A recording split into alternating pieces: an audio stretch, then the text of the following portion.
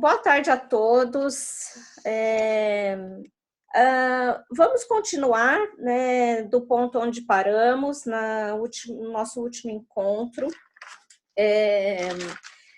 Gostaria de avançar, como eu disse para vocês, até o ponto em que a gente tem no Lacan a subordinação do imaginário ao simbólico, mostrar que é um período datável, então essa subordinação não se confirma, né? A partir da década de 60 as coisas mudam bastante. E gostaria de pedir também a gentileza que deixassem as câmeras de vocês ligadas para que eu possa ver com quem eu estou falando. Eu vendo a imagem de vocês aqui fica fácil para eu não me perder, porque é muito ruim não ter o retorno, né, do olhar das pessoas. Então, uma brevíssima retomada do problema colocado, levantado no último encontro, né? Fizemos uma crítica ao diagnóstico de psicose ordinária, naquilo que tange um uso clínico muito ampliado na atualidade, né? Como se fosse uma espécie de diagnóstico tampão, capaz de ser uma solução diagnóstica que se apresenta assim quando os casos convocam o clínico a lidar com aspectos bastante contraditórios, né, da posição subjetiva do paciente em questão, né? Essa contradição em geral aparece porque de um lado tem uma relação normal, não transtornada com a linguagem, mas de outro lado tem sim uma desordem na posição desse sujeito em relação ao laço social.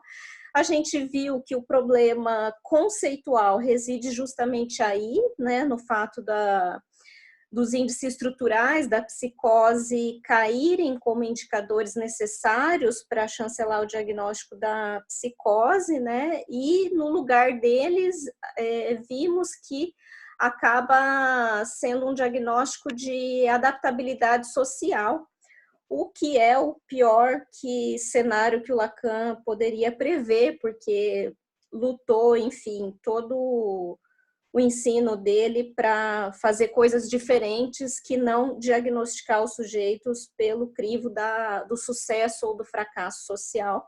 Mas o ponto é que a desordem, né, no laço social acaba sendo um indicador diagnóstico que tem contado, infelizmente, né, para a difusão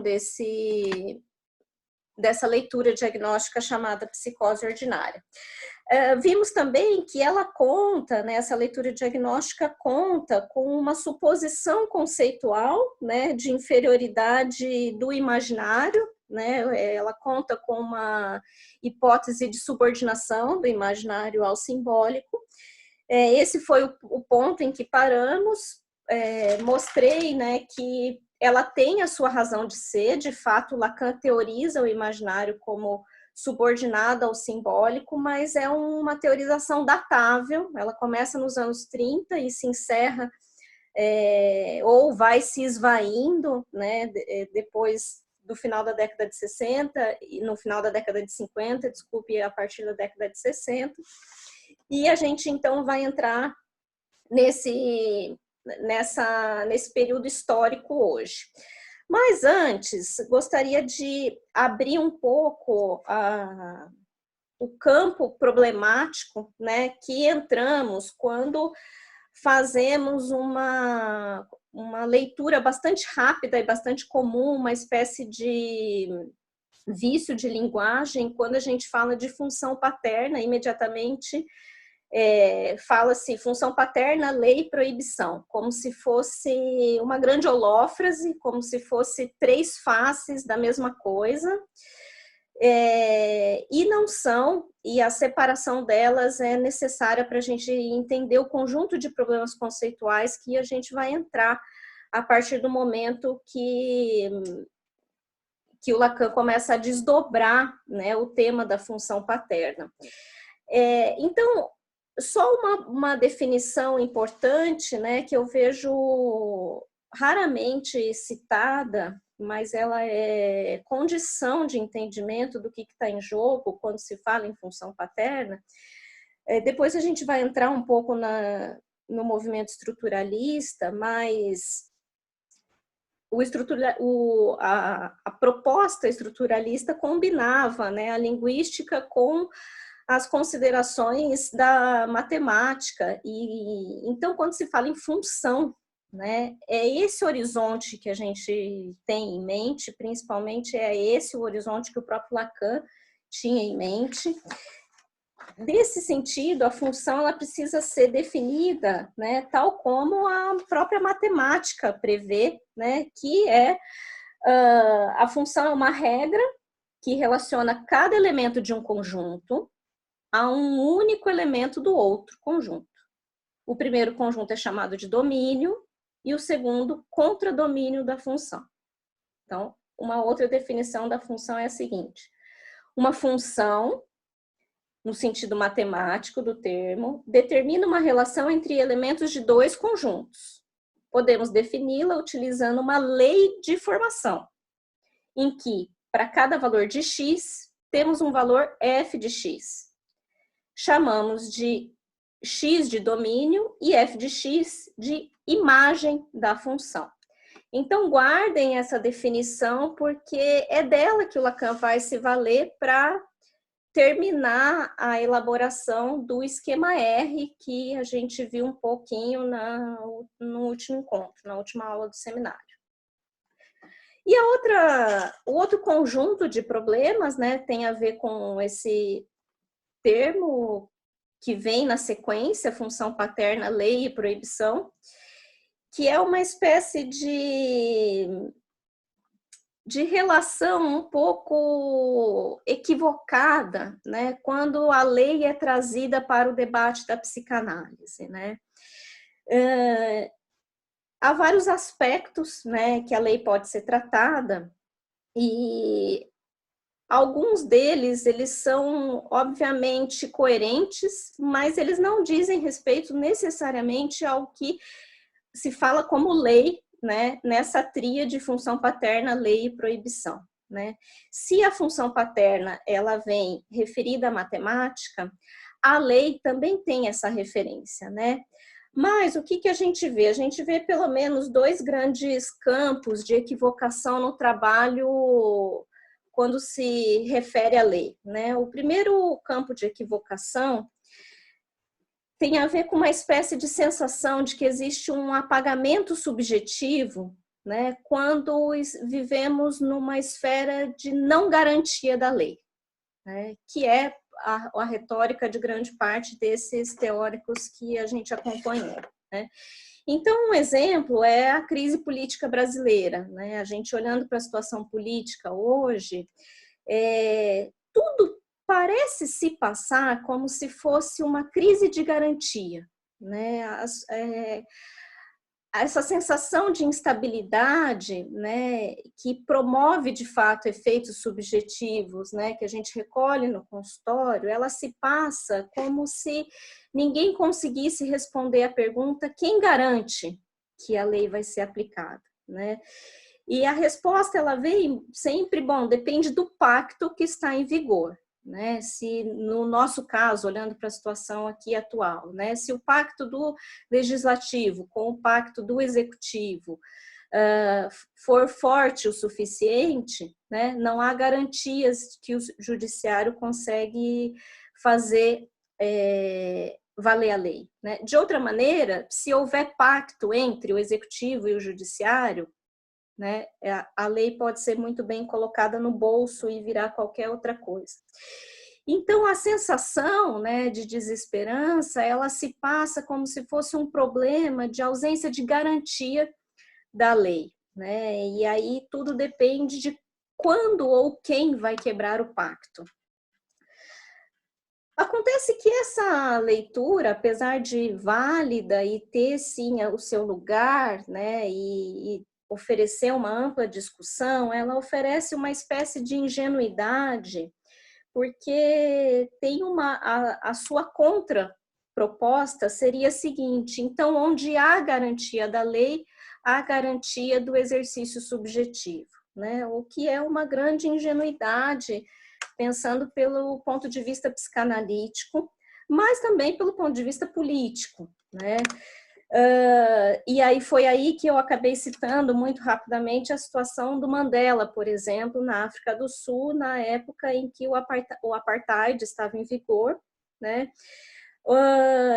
Qual era a situação dos negros ali, enquanto a vigência de lei era a vigência do apartheid, por exemplo?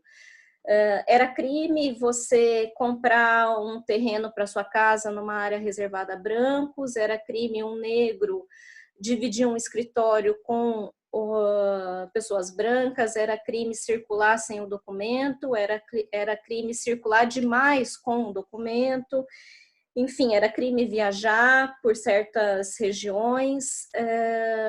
Decisão do Mandela foi que era melhor ser um criminoso do que não existir, né? Então, nesse sentido, a garantia da lei era a garantia de apagamento, né, da própria existência, e toda a vida dele comprova que ele decidiu o justo contrário, né?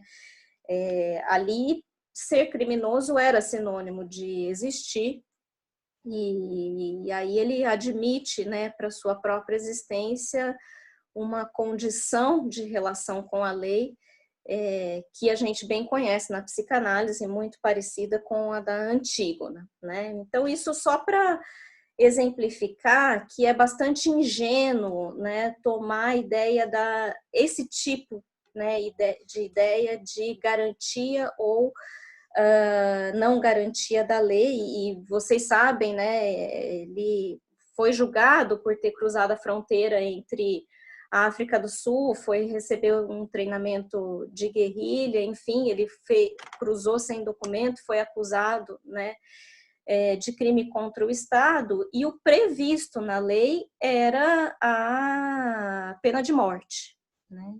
Então, por sorte da história, na verdade não sorte, né, uma sorte chamada pressão social, já internacional, o juiz responsável pelo caso dele decidiu não cumprir à risca a lei e decidiu que ele mereceria a prisão perpétua, não a pena de morte, enfim.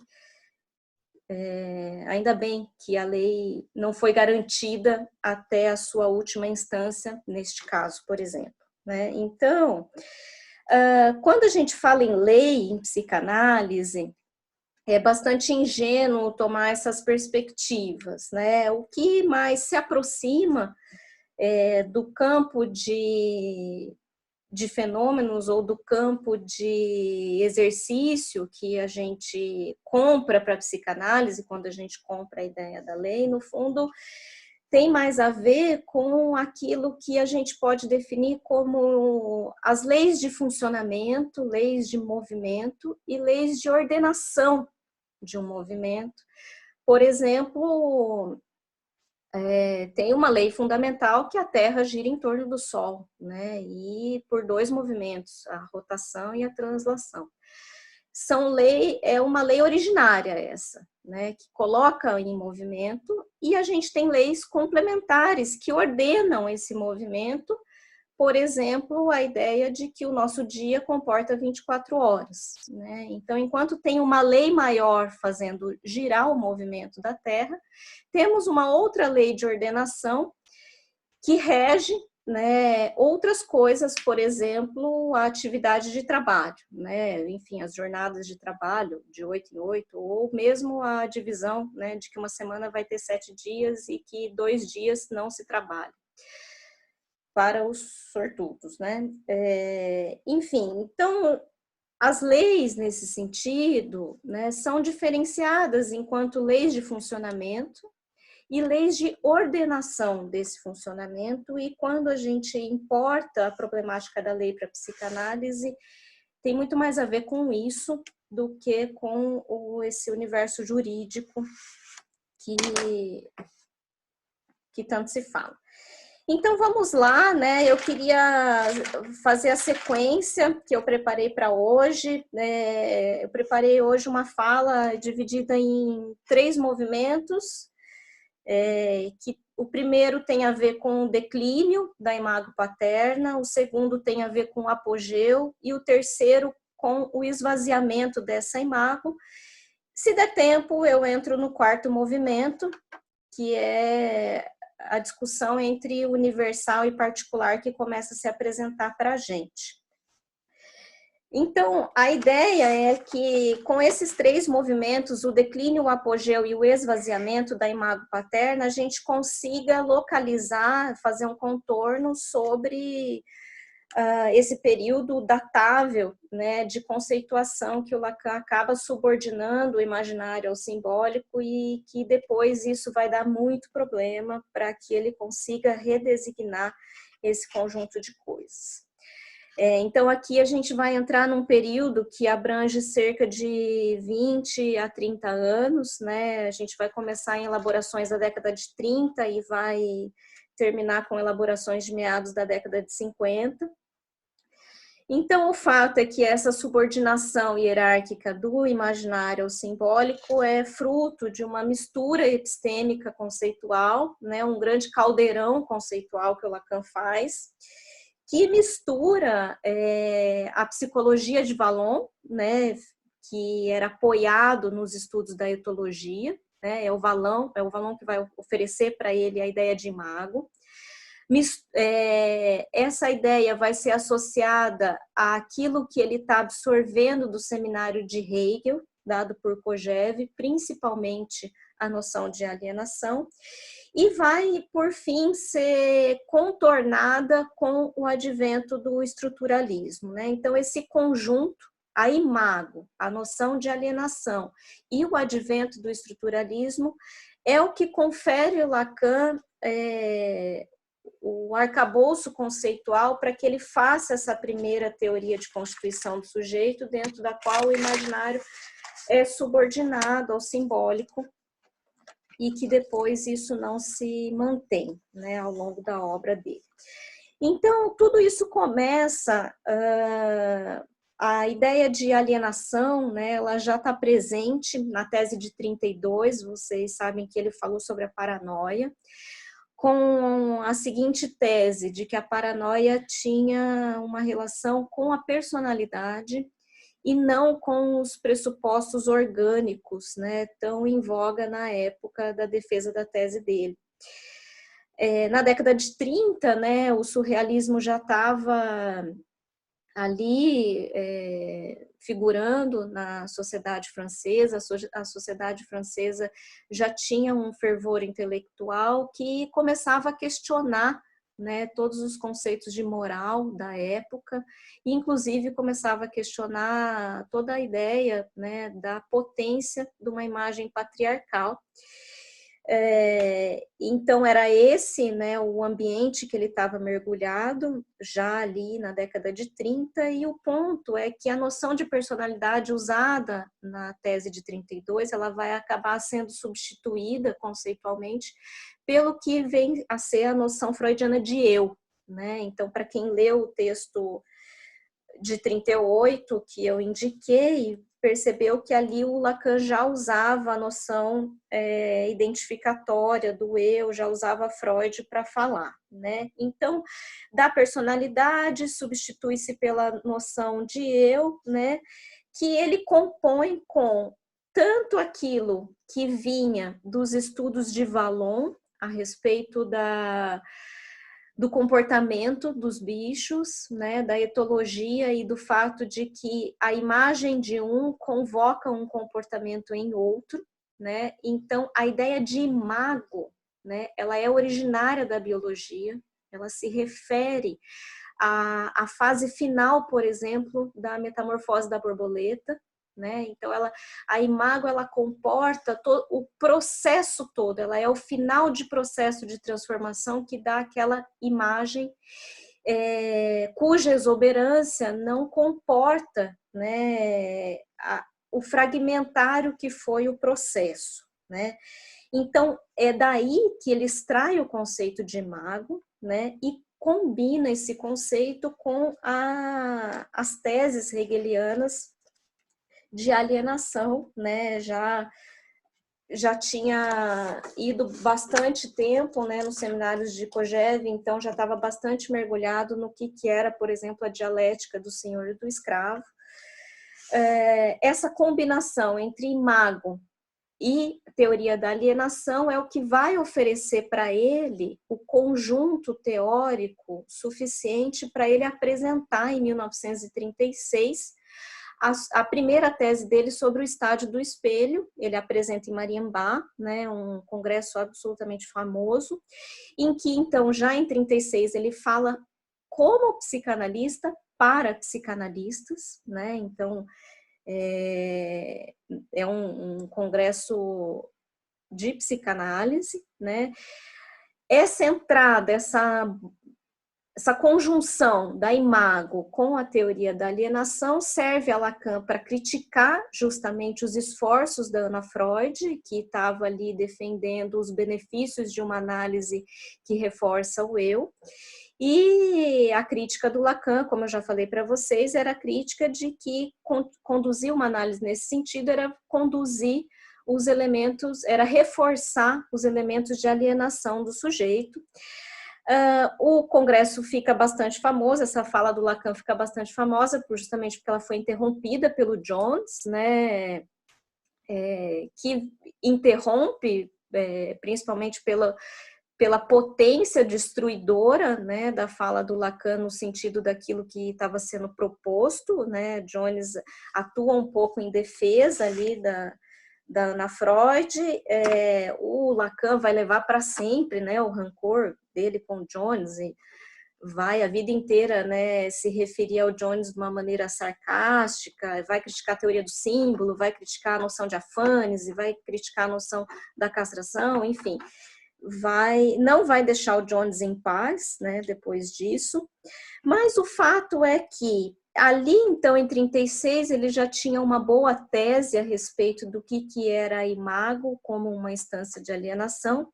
E em 38, justamente, ele usa todo esse conjunto para falar da imago paterna, né? Quando ele é convidado a escrever um tomo para a Enciclopédia Francesa de Psiquiatria, e ele vai...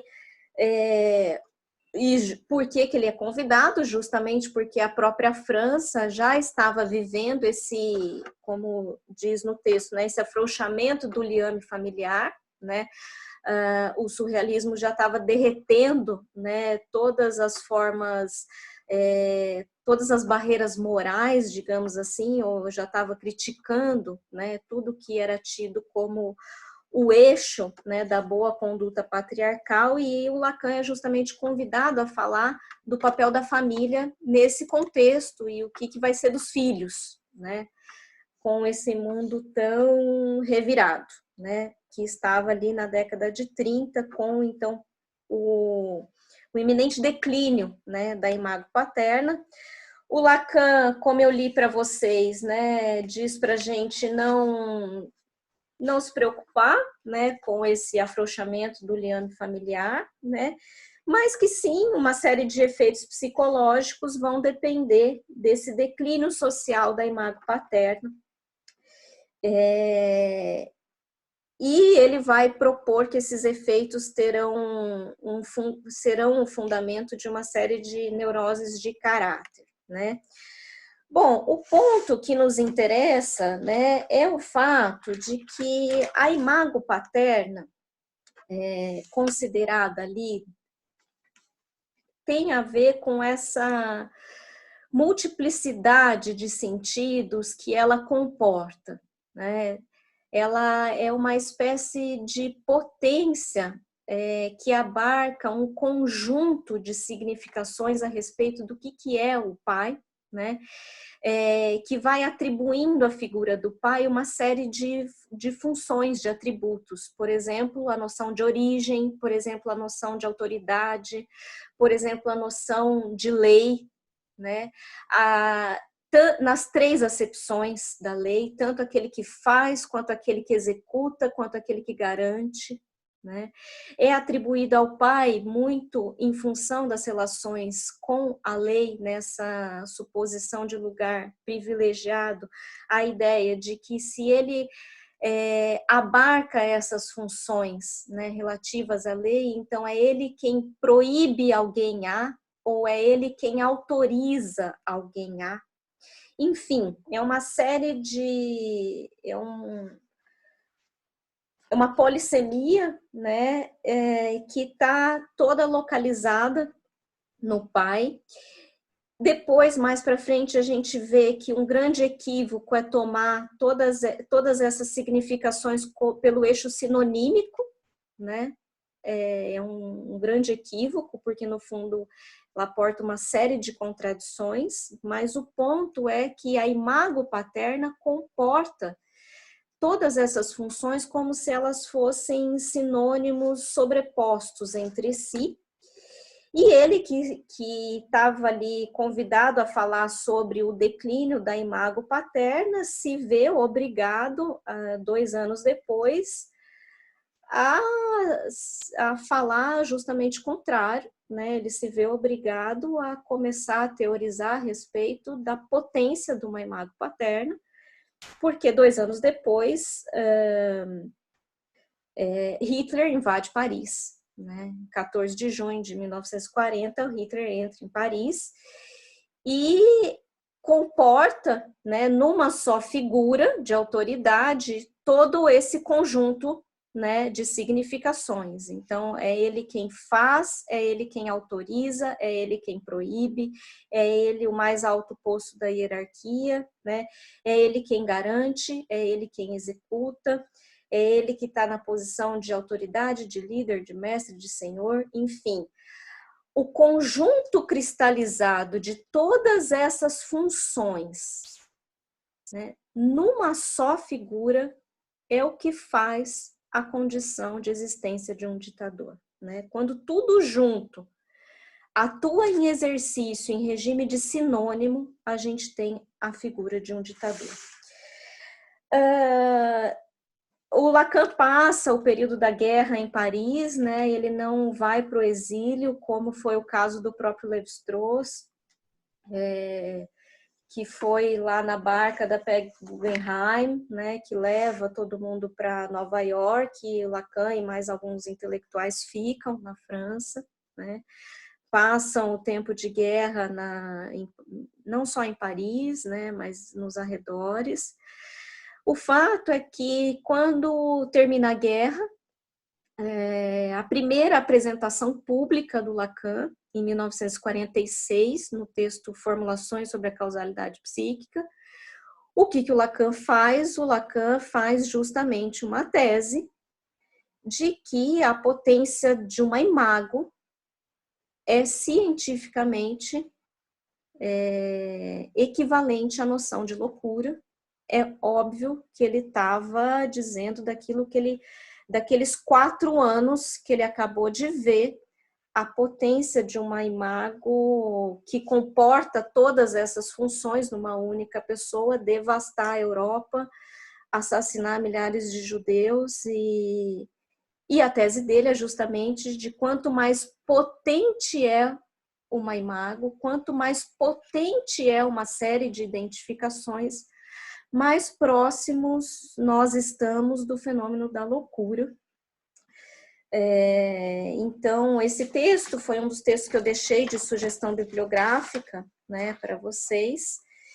Ele vai acabar fazendo uma diferença bastante importante nesse texto, que é uma espécie de tese há uma loucura específica chamada psicose, que se reconhece pelos transtornos de linguagem, e ele vai oferecer uma série de um catálogo, né, do que ele chama desses transtornos de linguagem, mas ele vai também fornecer uma fórmula geral da loucura, cujo germen habita todos nós, né? Justamente porque esse germen é uma composição dos processos identificatórios com esse processo de cristalização da imago, ou seja, processos esses que já constam né, na própria teoria do estágio do espelho que ele já tinha apresentado, né?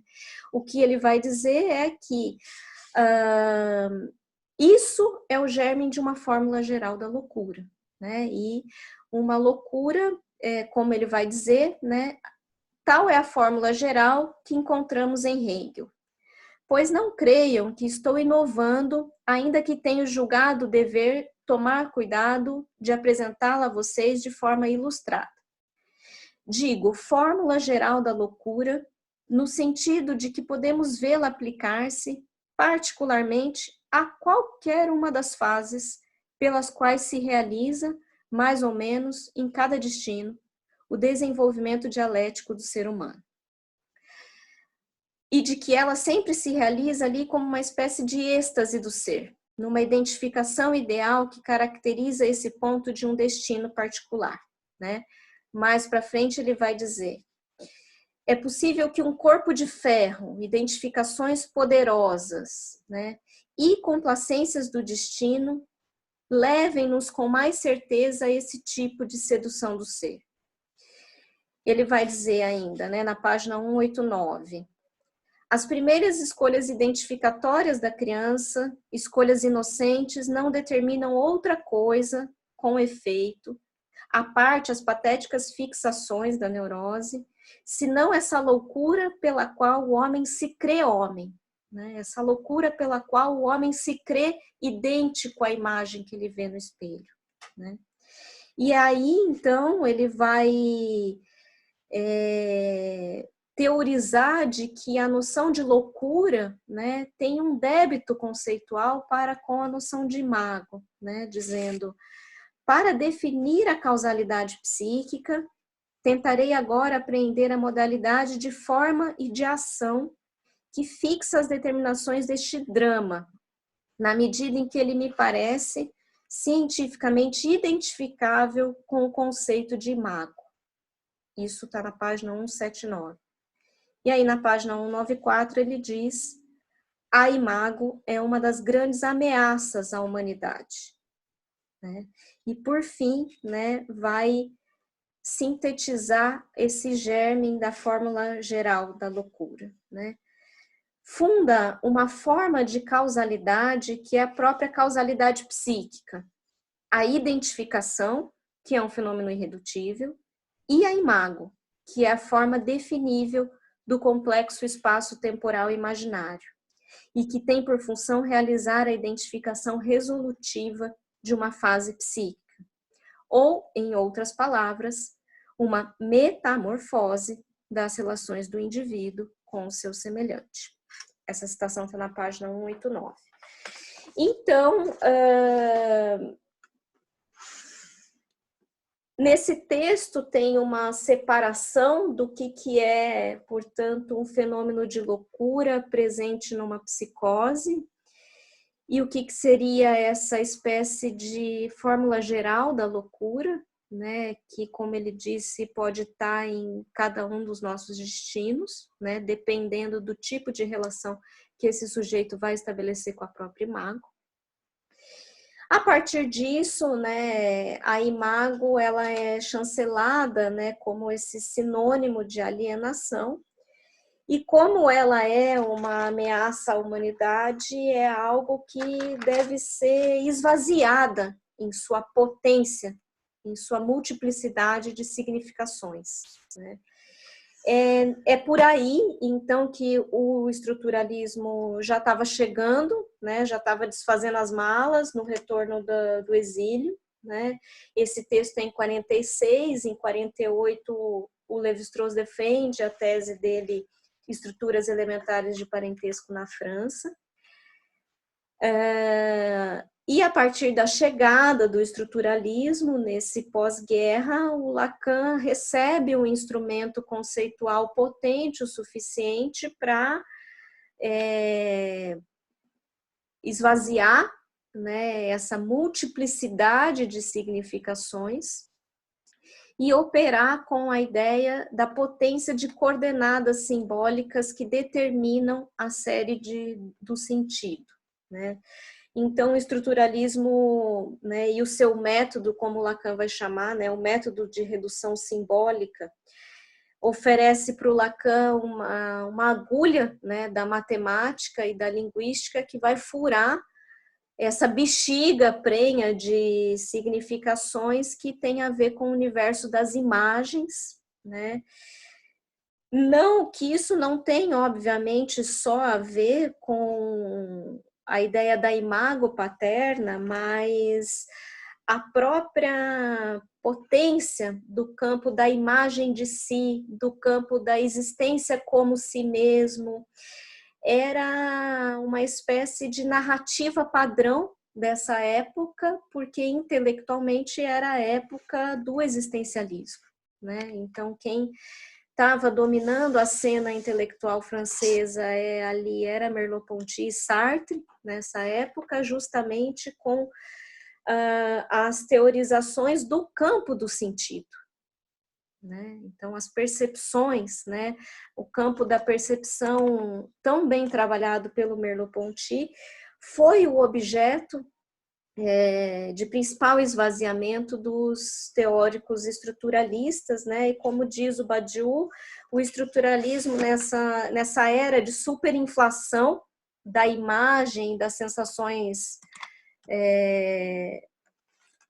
e das sensações, da ideia, já estava em vigor, né, o princípio da era do self-made man, né, nos Estados Unidos. Então, o Badiou, né, que viveu essa época, ele vai dizer: o estruturalismo aparece a nós como uma espécie de tábua de salvação, né? Ele vai dizer o seguinte na conversa que ele tem, uma conversa curtinha publicada com a Rudinesco. Na página 18, ele diz o seguinte, o Badiou, falando desse momento histórico da entrada do estruturalismo na França. Desde a intervenção por Russell, a fenomenologia remete o pensamento do sujeito a uma filosofia da consciência. Enraiza-se na experiência vivida, imediata e primitiva. O sujeito se confunde com a consciência e a compreensão transparente do que acontece com a pessoa. Não por acaso os fenomenologistas, pensemos em Merleau-Ponty, deram tamanha importância à percepção. Ela é a experiência mais elementar dessa relação direta e intencional da consciência do mundo. Além disso, e nisso, a fenomenologia francesa é herdeira da psicologia tradicional, que é a psicologia do eu, né? Essa é a psicologia tradicional. O sujeito é apreendido como interioridade pelo ângulo dos seus sentimentos, das suas emoções. Resulta daí uma forte centralização no ego reflexivo e na esfera da intimidade.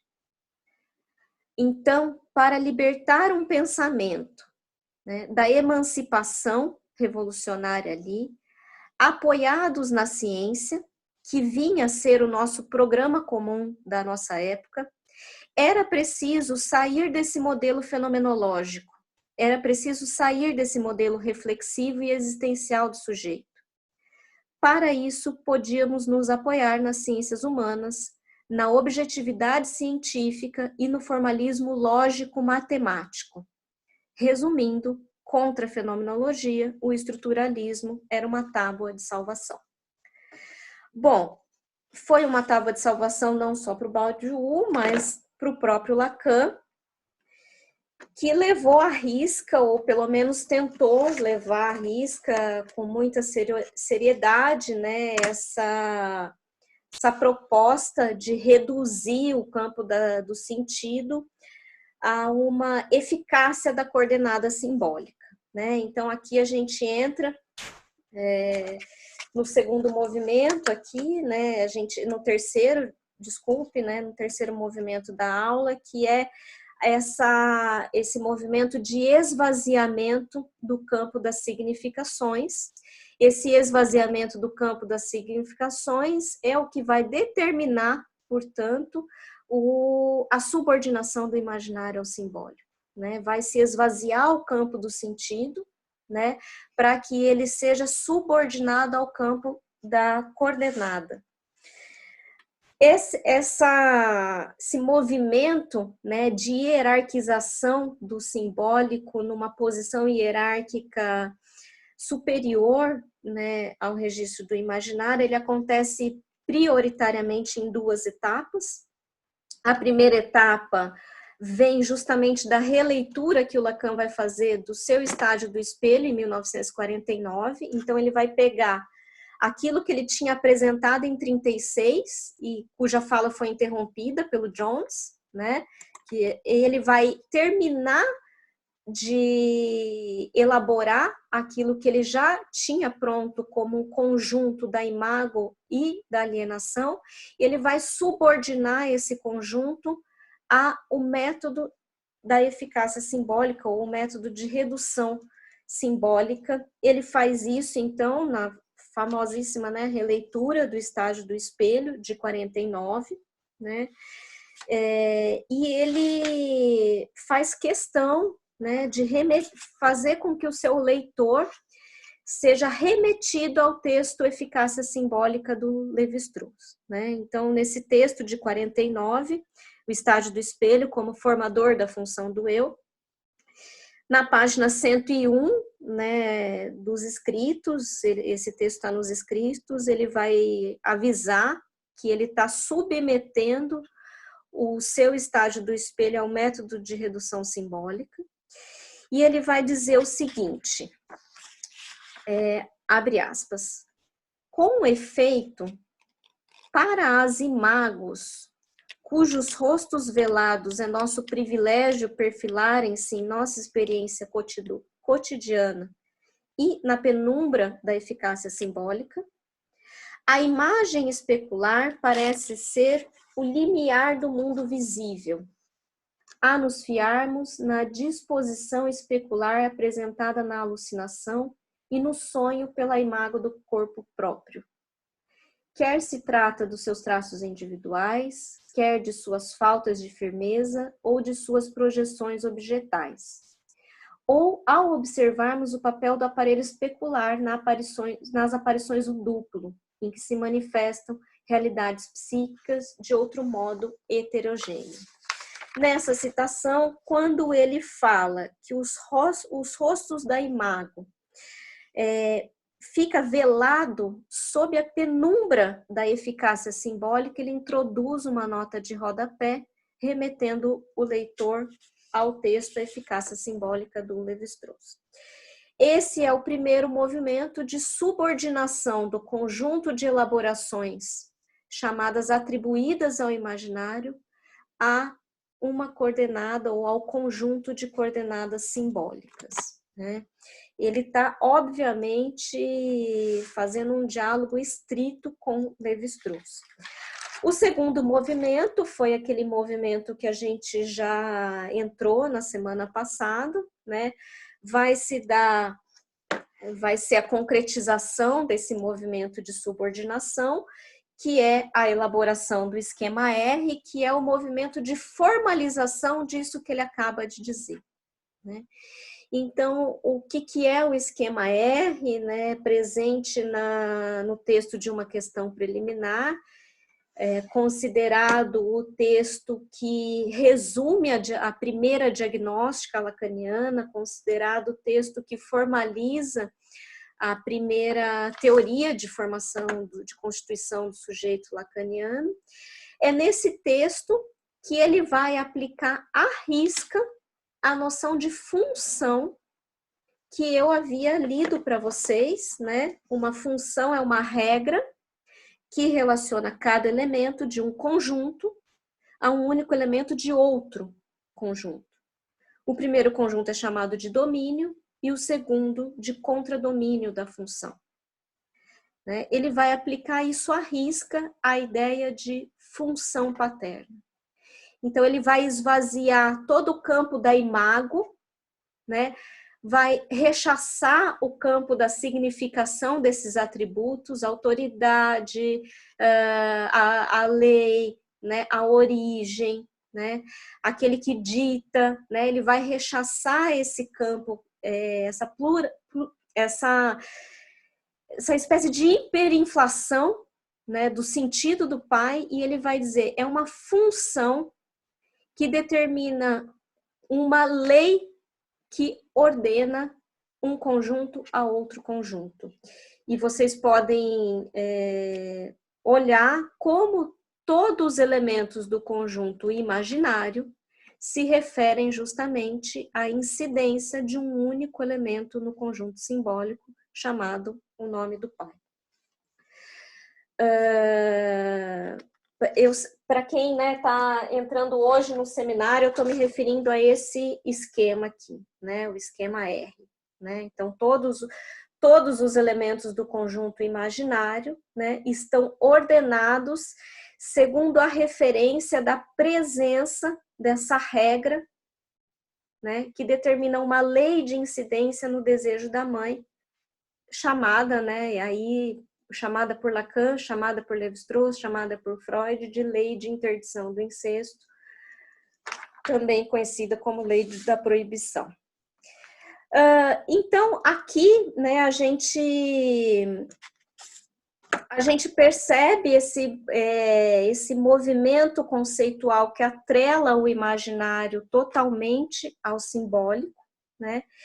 E a questão que reside é por que daquela multiplicidade de significações possíveis do pai fica a eleição da função da proibição, né? Como a gente viu, a proibição é uma delas, né?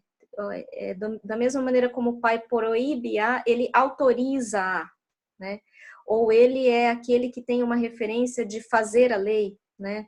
De garantir a lei, né? Ou ele é aquele cuja a lei é a lei da origem, né? Então, por que daquela multiplicidade, né, de atributos funcionais ao pai, foi eleita uma única, né, que é a ideia de proibir?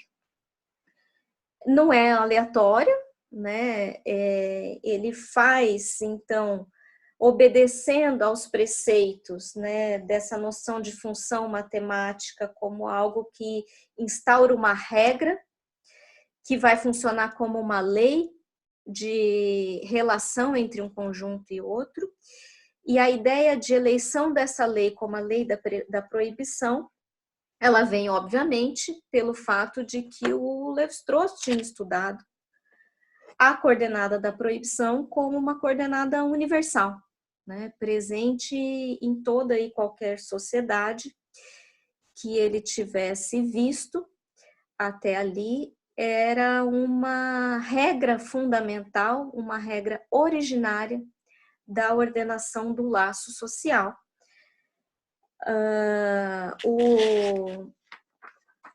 O Dawes, né, que vai estudar o movimento estruturalista nas suas minúcias, né, fala o seguinte, ele vai dizer: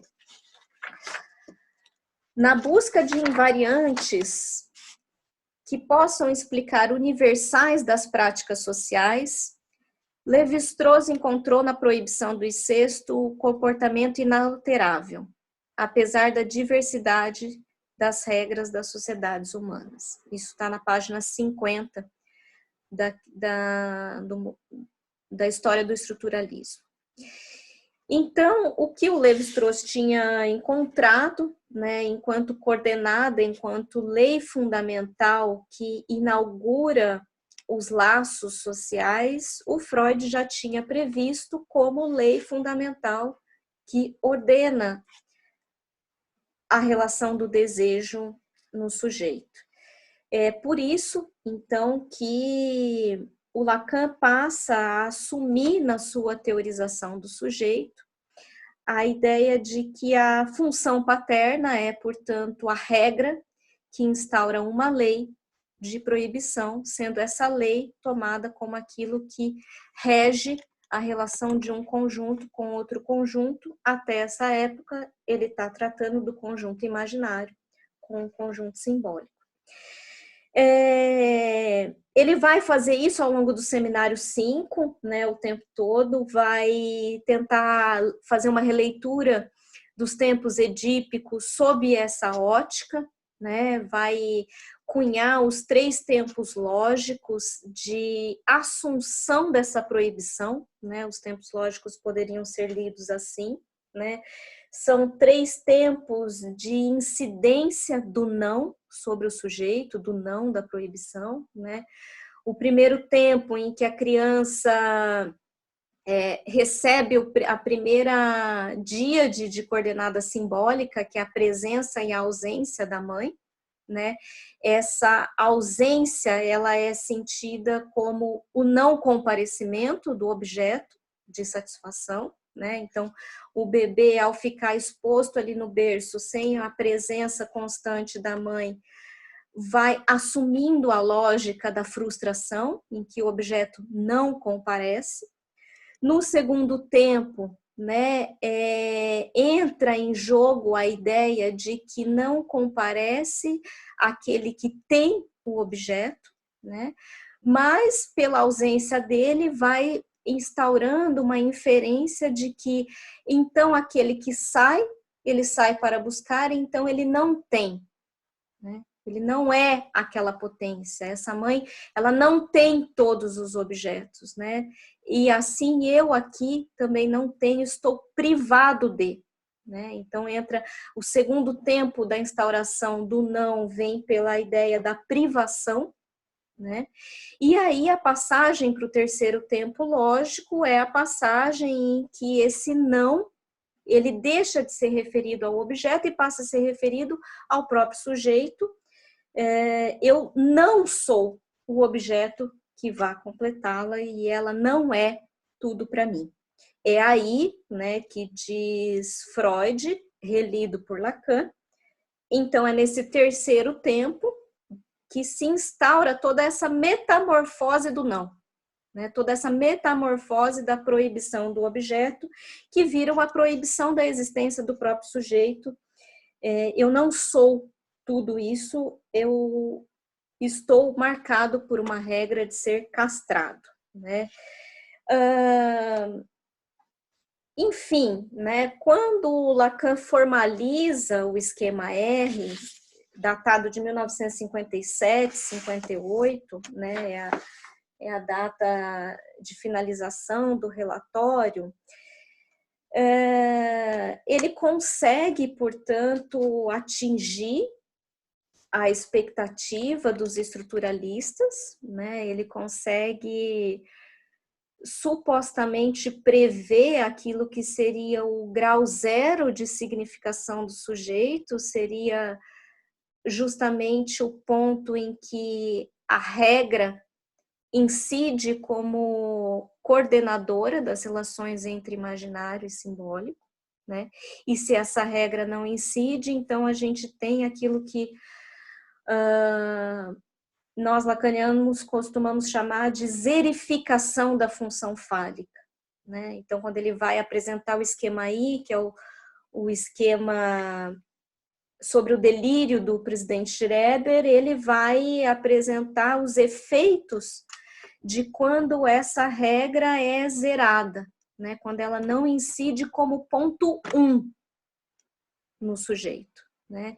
E aí você tem os efeitos do advento de uma fala aberta ao infinito, e você tem também os efeitos de um sentido aberto ao infinito, né? Uma fala que tem um sentido indeterminado e sem um ponto de retorno. Por exemplo, todas as elaborações delirantes do Schreber, que vai formar uma nova língua e, enfim, produz toda aquela curva de significações aberta ao infinito que o Lacan vai formalizar como dentro do esquema I.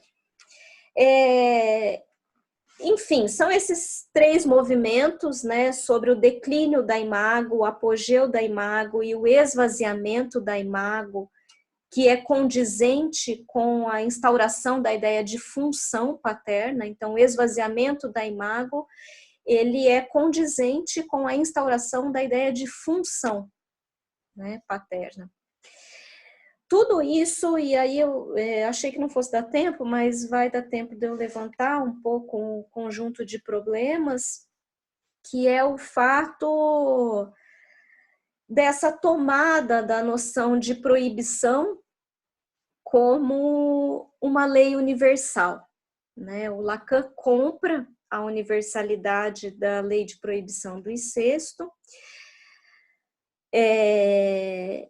e aí cabe a nós começar a fazer uma série de perguntas, né? No começo da apresentação de hoje, eu disse que essa tríade, né, função paterna, lei e proibição, ela merece cautela, né?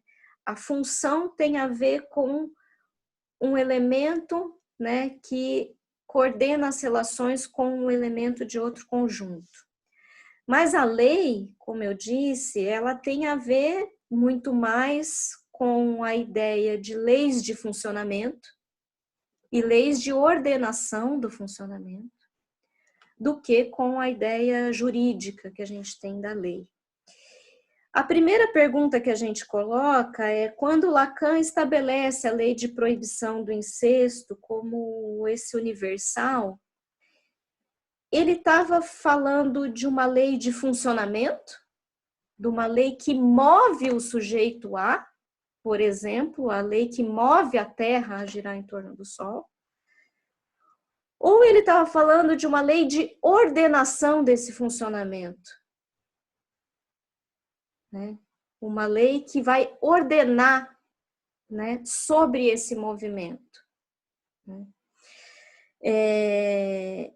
Quando a gente costuma falar, por exemplo, nas incidências da lei, é muito comum falar em ordenamento fálico, que seria o reflexo imaginário da presença da lei no simbólico. Se a gente leva à risca, né, essa ideia de ordenamento fálico, então Lacan está falando de uma lei de ordenamento, não está falando de uma lei de basal de movimento do sujeito. O problema é que com a ideia de universalidade da proibição, isso fica um pouco sobreposto, né?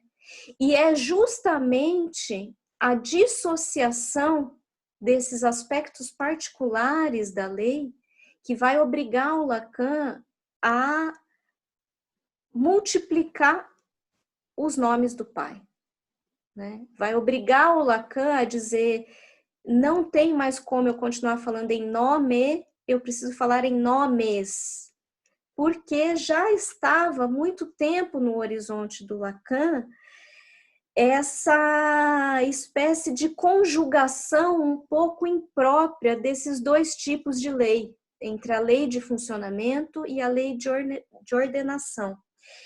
Um exemplo da desconfiança do Lacan, né, a respeito da universalidade, né, da proibição do incesto, como uma lei que comportaria essas duas faces da lei, é um texto que é estranhamente não comentado, né? Eu não sei por que as pessoas se debruçam sempre sobre os mesmos textos, porque tem muita coisa interessante nos textos que ninguém nunca fala. Mas existe um texto publicado pela coletânea do Miller, né? Do mito individual do neurótico. As pessoas tendem a ler o primeiro só, que é a exposição do Homem dos Ratos, mas há um terceiro texto chamado Intervenção depois de uma exposição de Claude Lévi-Strauss na Sociedade Francesa de Filosofia. O Lévi-Strauss fez uma palestra chamada Sobre as relações entre a mitologia e o ritual. O Lacan estava presente nessa palestra. E o título dessa intervenção do Lacan também poderia chamar O Dia que o Lacan colocou o Lévi-Strauss na parede, porque ele justamente vai confrontar o Lévi-Strauss a respeito dessa estrutura única, de uma lei única, a partir das coisas que o Lévi-Strauss tinha acabado de falar, né? Ele tinha acabado de apresentar uma série de elaborações sobre os rituais, de algumas sociedades. E o Lacan percebe que aquilo que ele acabou de falar não condiz com a ideia de uma única lei simbólica. Condiz com a ideia de uma complementaridade de leis, né? E a intervenção do Lacan vai colocar isso com todas as letras, né, para o Lévi-Strauss. Ele vai dizer, na página 88, Lévi-Strauss nos mostra todos os lugares onde a estrutura simbólica domina as relações sensíveis. Ele vai dizer...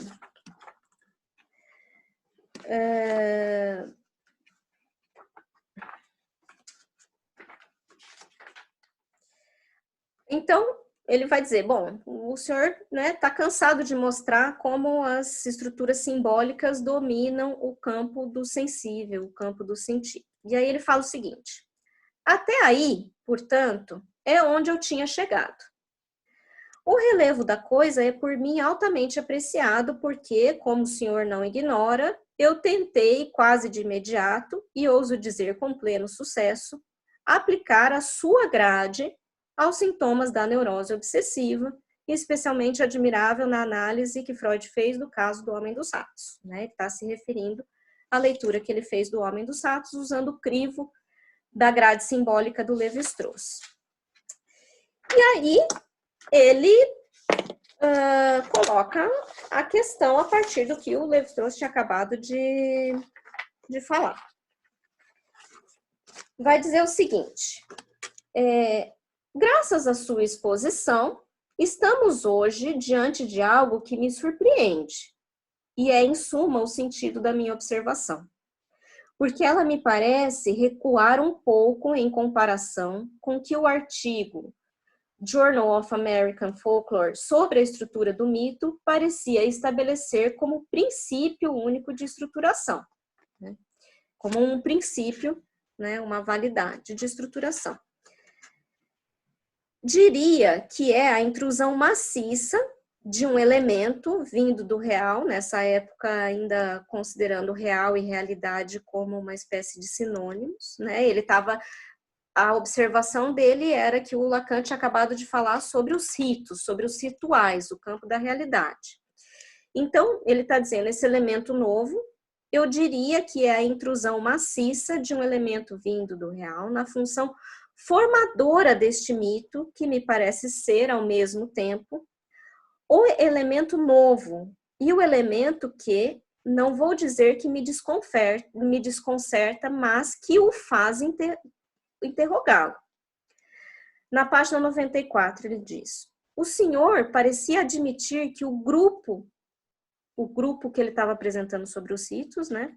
O senhor parecia admitir que o grupo, de certo modo, sonha o que foi deixado de lado na estruturação social em virtude dos dados da troca econômica, agricultura ou nomadismo. Há nisso uma espécie de função de complementariedade simbólica. Veja que aqui ele já tinha formulado tudo a respeito do imaginário. Ele poderia ter colocado uma questão para o Lévi-Strauss, então podemos dizer que os ritos estão no campo do imaginário, assim como os mitos estão no campo simbólico? Não é essa a pergunta que ele faz, né? Ele diz que aquilo que o Lévi-Strauss acabou de falar aponta para não um único sistema de regras simbólicas, mas para uma espécie de complementariedade simbólica, ou seja, um complemento de lei, né? O Lévi-Strauss responde, peço desculpas por tê-lo decepcionado encurtando o percurso. Dito isto, concordo com o senhor que o problema hoje é um pouco diferente daquele que tratei em outros trabalhos. O problema hoje é outro, é o problema das relações entre mitologia e o ritual. Problema geralmente escamoteado sobre o pretexto de que o mito é da ordem da representação e o rito da ordem da ação. Ora, o homem é um ser pensante e atuante. Nada mais natural do que procurar se exprimir desses dois modos. Então, por que há duas linguagens? Foi esse o problema que eu tentei formular. O Lévi-Strauss está concordando que há dois sistemas de linguagem em jogo.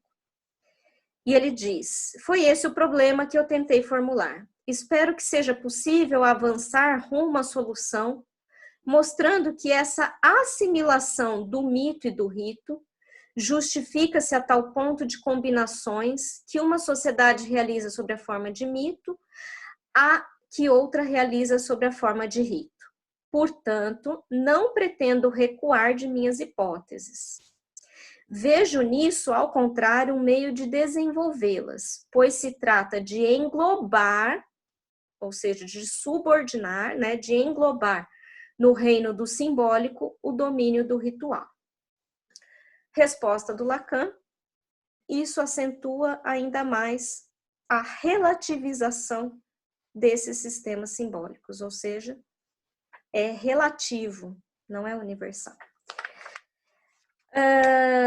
Enfim, isso mostra que o Lacan assimila a coordenada da lei de intervenção, a lei de interdição como um universal, mas não está ingênuo a respeito da possibilidade de que essa não seria a única lei de ordenação psíquica, né?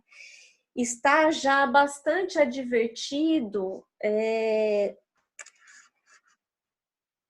de um problema que tem a ver com essa condensação de leis de movimento com leis de ordenação, né?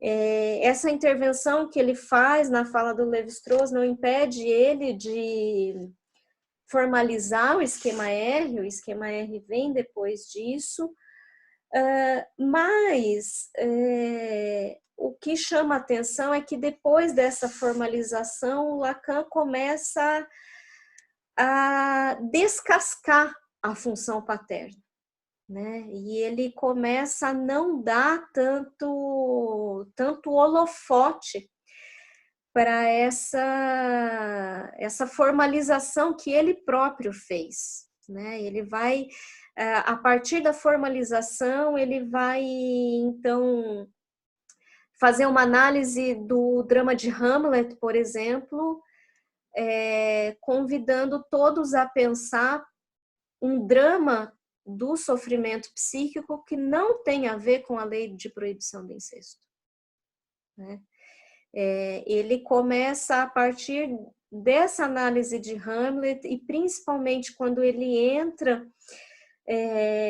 no Seminário 7, ele começa a estabelecer uma espécie de diferenciação entre aquilo que é um pai morto, né, e aquilo que é uma lei de ordenação, né? Não à toa ali no Seminário 7, que é posterior, né, imediatamente posterior a essa formalização do esquema R, ele começa então a questionar a presença de Deus, né, enquanto esse ponto de origem universal, em toda aquela série de capítulos compiladas sobre o subitem, a morte de Deus, né. Enfim, é esse conjunto de problemas que abre os desenvolvimentos do seminário a partir daqui. A gente tem mais um encontro nesse semestre. E no segundo semestre a gente já tem os encontros determinados, todas as datas estão na agenda do Vox. E agora eu queria escutar vocês, perguntas.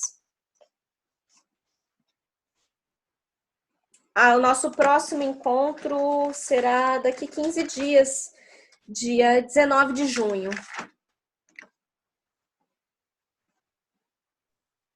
Daniela, posso falar? Oi, pode falar.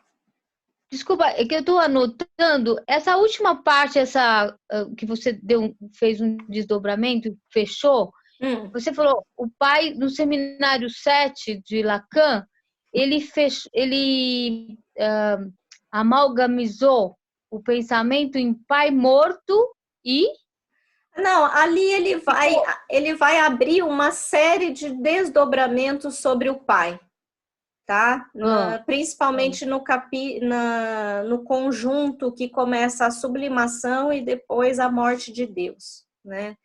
E aí amplia-se bastante o debate em torno do pai, que não fica mais restrito a essa noção de lei de intervenção, embora ela compareça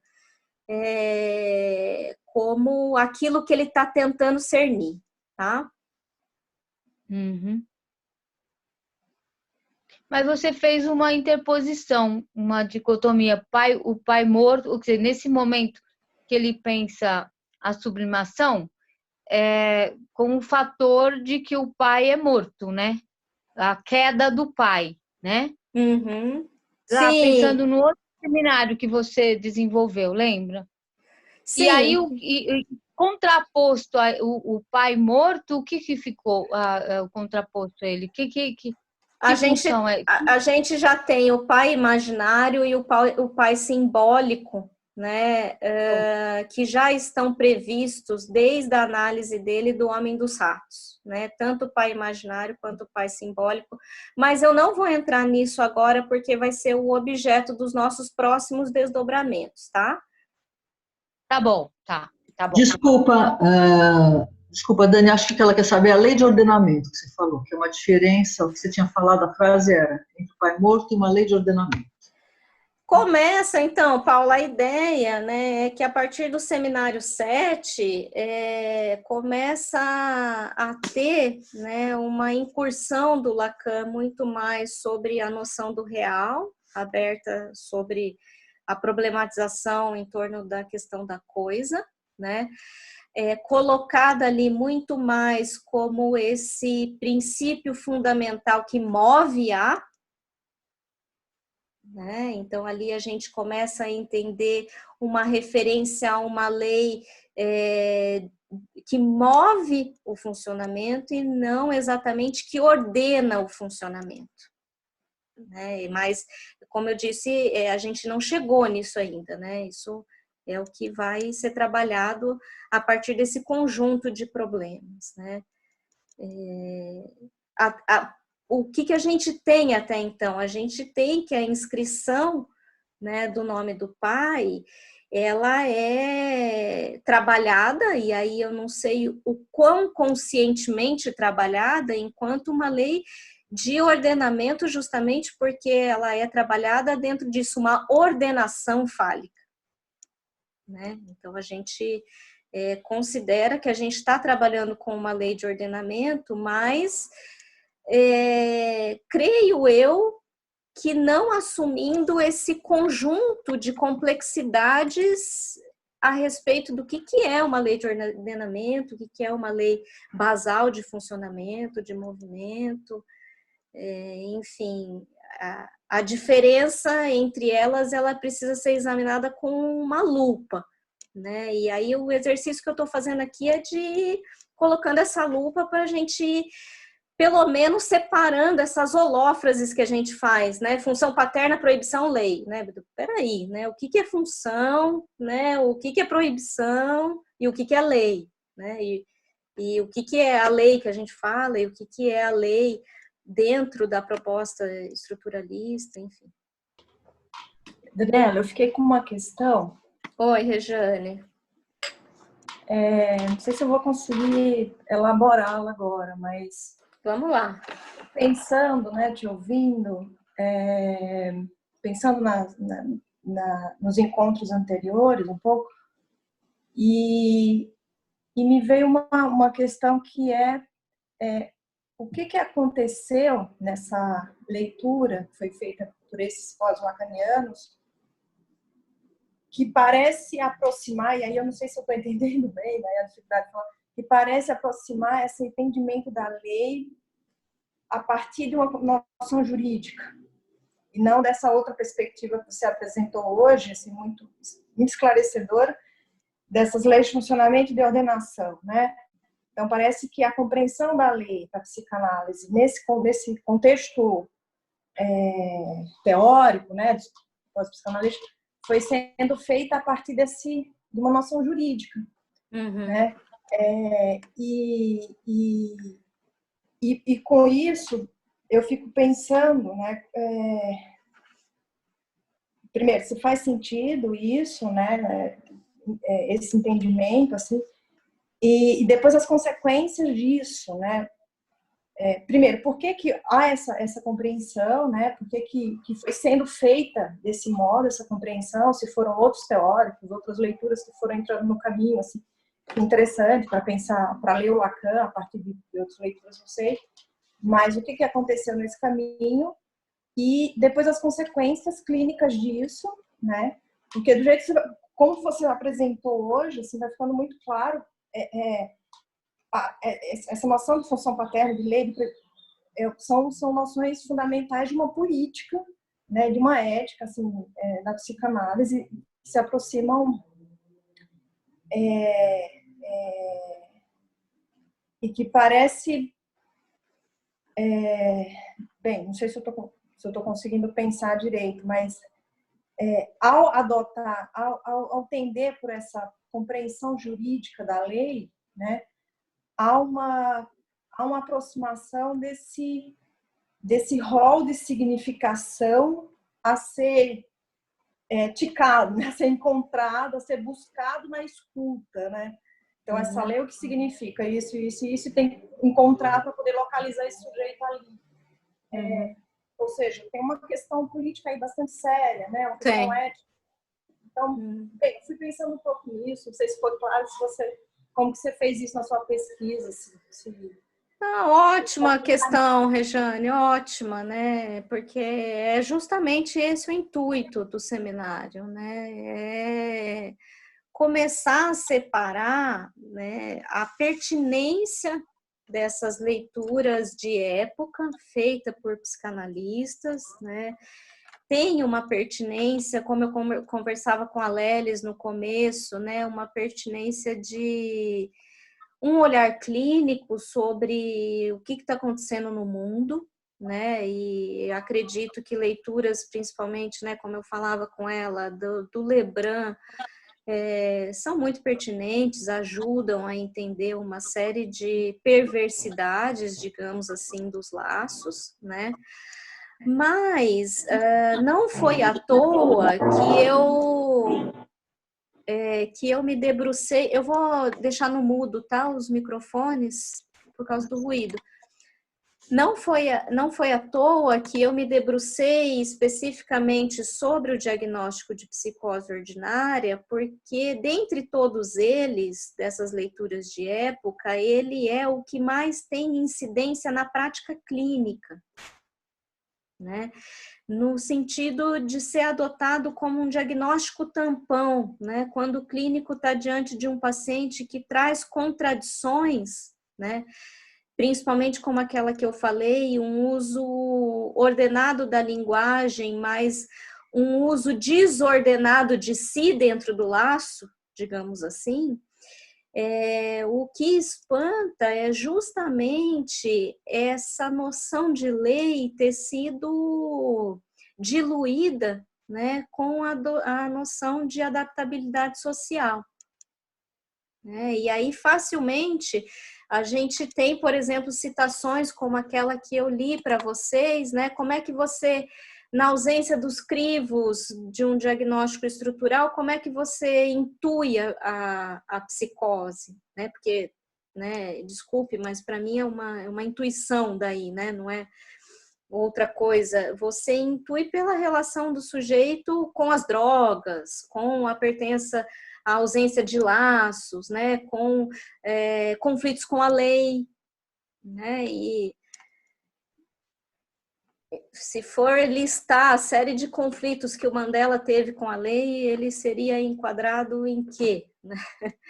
Então, realmente, tem consequências políticas tanto na patologização da vida social, quanto da unificação de uma conduta clínica de um diagnóstico tampão.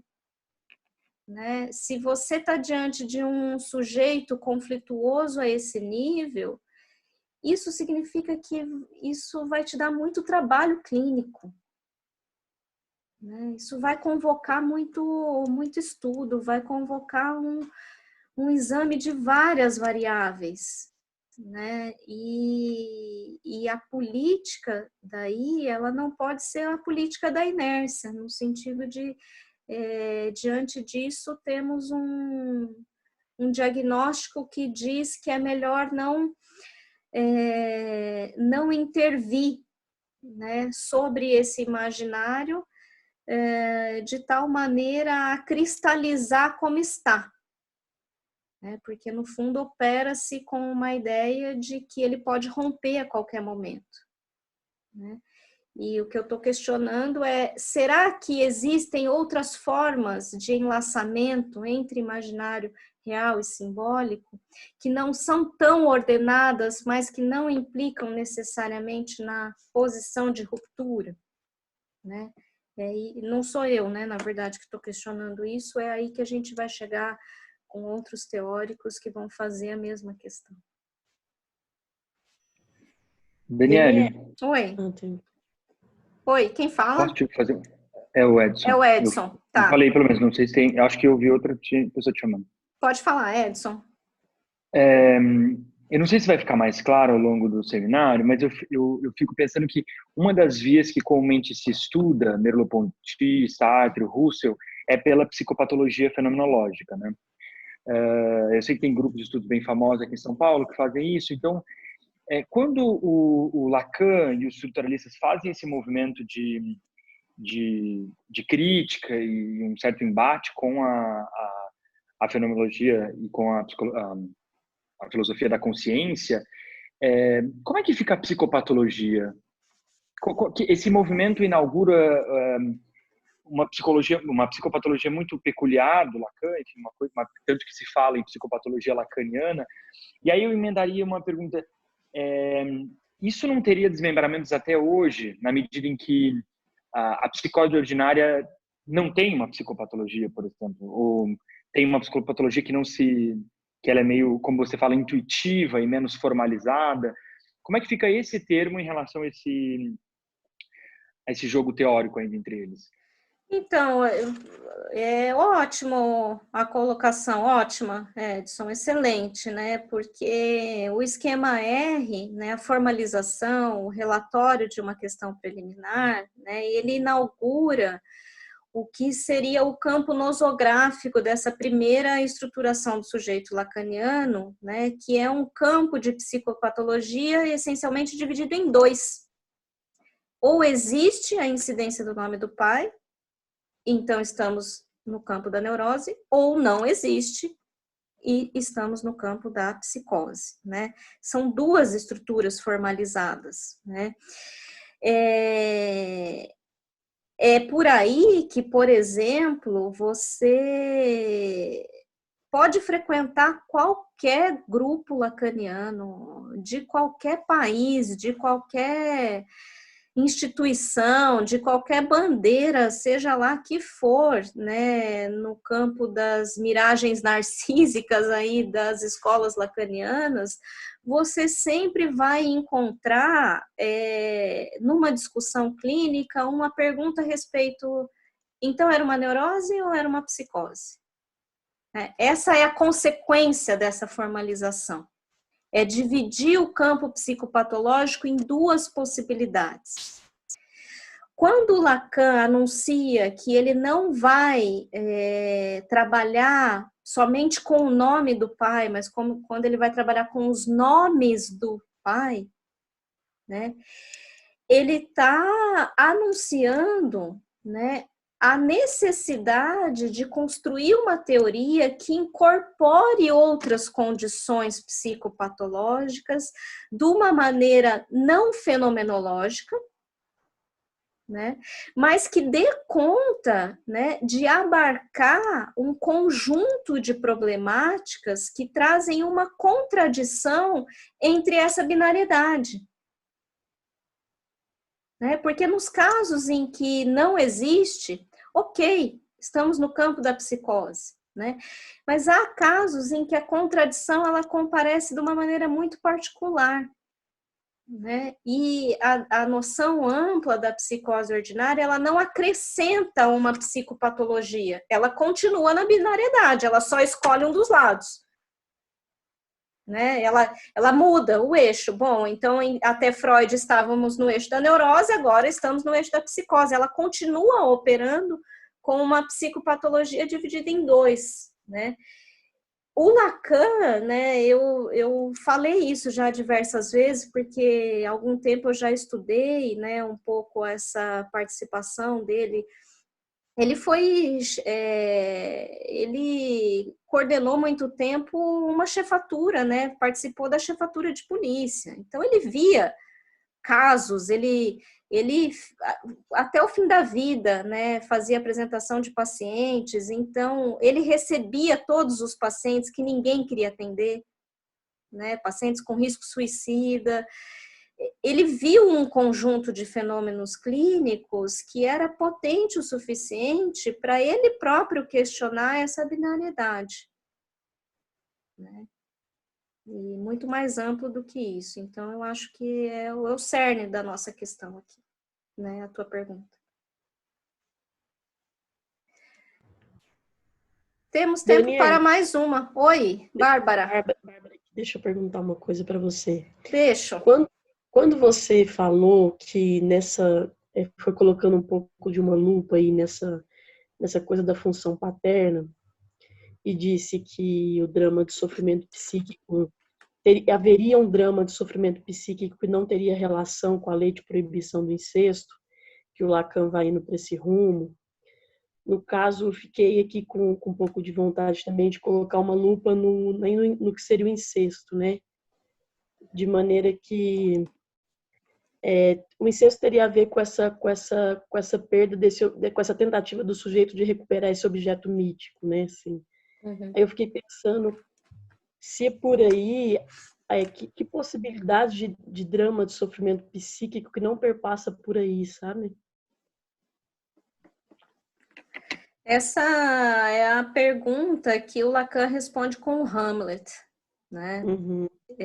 A resposta que ele dá para essa pergunta é um drama psíquico que tem a ver com a posição da mulher enquanto mulher, não enquanto mãe de um filho, né? Então ele vai abrindo a noção do questionamento de Hamlet, né? E todo o sofrimento, o enlouquecimento é que o Hamlet não entra na conta da mãe dele enquanto filho, né?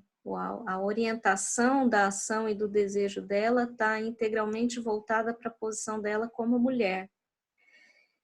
Em suma, o Lacan, ao analisar Hamlet, ele percebe, né, que ele comprou a noção freudiana da equivalência mulher-mãe, né, e que falar da sexualidade feminina implica um conjunto de problemas teóricos que não cabe somente nesse quadradinho da discussão da proibição do incesto. E aí abre mesmo uma série de questões que terão desdobramentos principalmente a respeito da noção do gozo feminino, que seria justamente o gozo não fálico, né? Abre uma série de elaborações do Lacan que vai desembocar nas fórmulas da sexuação, né? Que obviamente comportam uma complexidade para tentar dar conta de algo muito mais amplo do que essa noção de existe ou não existe. Está na ordem fálica ou não está na ordem fálica, né? Enfim, um conjunto teórico bastante complexo a partir daí. Bom, eu não sei se responde, mas a gente pode ir desdobrando, tá? Essas questões. São 2 horas, eu queria agradecer muito a presença de vocês, agradecer que vocês deixaram as câmeras ligadas hoje, me ajudou a não me perder aqui nas elaborações. A gente se vê, então, daqui 15 dias, dia 19 de junho. É isso, até lá. Boa semana para todos. Tchau, obrigada. Obrigada, Obrigada. Obrigada.